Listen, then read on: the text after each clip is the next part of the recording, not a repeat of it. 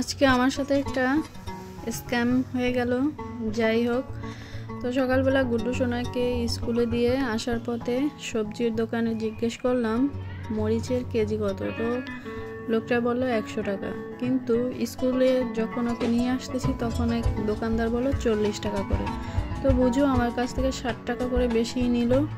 কিছু করার নেই। তো গুড্ডু সোনার বাবা যখন অফিস থেকে আসলো, আমি বললাম আসতেছিল, বলে এখনও বাজার করা শেখেনি, অথচ সে কিন্তু এখনও শেখেনি।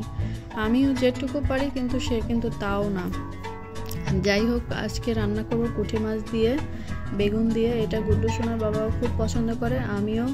বেগুনের তরকারি হলেই হয়, সেটা পুঁটি মাছ হোক আর যে মাছই হোক, খুব ভালো লাগে। তো আমরা আবার মশলা একদম কম খাই।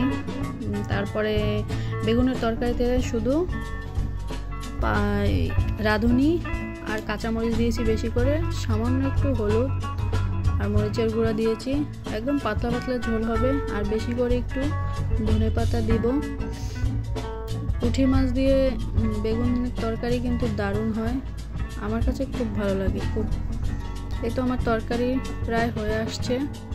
আর বেগুনের তরকারি একটু তাড়াতাড়ি হয়ে যায়, ভাজতে ভাজতেই মনে হয় যে হয়ে গেছে। তারপর আবার কষিয়ে নিয়েছি। আর আজকে তরকারিটা নাকি অনেক মজা হয়েছিল, গুড্ডু সোনার বাবা বলছিল। আমার কাছেও বেশ ভালোই লেগেছে। গরম গরম তরকারি আর গরম গরম ভাত, একটুখানি লবণ চেখে নিলাম, ব্যাস নামিয়ে নেব এখন। আর এই যে আমি খেতে বসে গেছি। দুপুরবেলা আমি একা একাই খাই, রাতের বেলা সবাই থাকে।